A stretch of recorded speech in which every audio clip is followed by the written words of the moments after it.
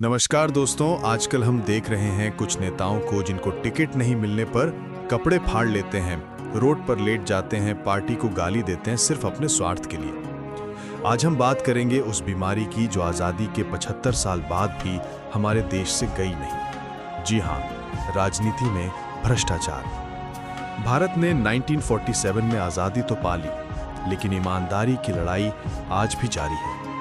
शुरुआती सालों में भ्रष्टाचार मामूली था, जैसे जीप घोटाला। धीरे धीरे लाइसेंस राज और अफसरशाही में घूसखोरी आम हो गई। इंदिरा गांधी के दौर में आपातकाल और सत्ता का दुरुपयोग देखने को मिला। बोफोर्स घोटाला 1987 में सामने आया, जिसने जनता के विश्वास को हिला दिया। 1991 के उदारीकरण के बाद व्यापार और राजनीति का गठजोड़ बढ़ा।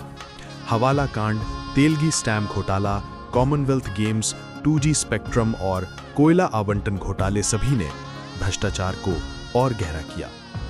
2011 में अन्ना हजारे का आंदोलन हुआ, जिसने भ्रष्टाचार के खिलाफ जागरूकता बढ़ाई। 2014 के बाद डिजिटल इंडिया और RTI जैसी योजनाओं से पारदर्शिता लाने की कोशिश हुई, लेकिन 2024 में भारत का करप्शन परसेप्शन इंडेक्स 96वां है।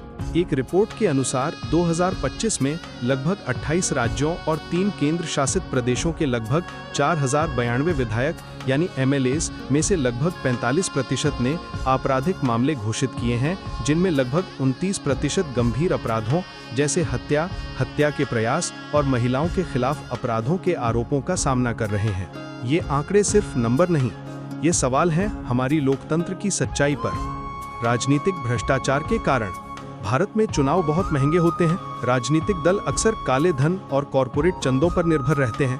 राजनीतिक निधिकरण में पारदर्शिता की कमी और भ्रष्टाचार के लिए सीमित सजा सत्ता के दुरुपयोग को बढ़ावा देती है। न्यायपालिका में देरी, धीमी सुनवाई के कारण कई भ्रष्ट राजनेता स्वतंत्र रहते हैं और दोबारा चुनाव लड़ते हैं। भारतीय राजनीति में भ्रष्टाचार एक गहरी जड़ें जमाई हुई समस्या है, जो देश के लोकतांत्रिक ढांचे को कमजोर करती है। इसके उन्मूलन के लिए सख्त कानूनों का पालन, पारदर्शी राजनीतिक वित्तपोषण और जनता की सक्रिय भागीदारी आवश्यक है। भ्रष्टाचार सिर्फ नेताओं की गलती नहीं है, ये तब बढ़ता है जब हम चुप रहते हैं। तो शुरुआत हमें खुद से करनी होगी। ईमानदारी सिर्फ नारा नहीं, जिम्मेदारी है। जागरूक बनिए, सवाल उठाइए और लोकतंत्र को मजबूत बनाइए।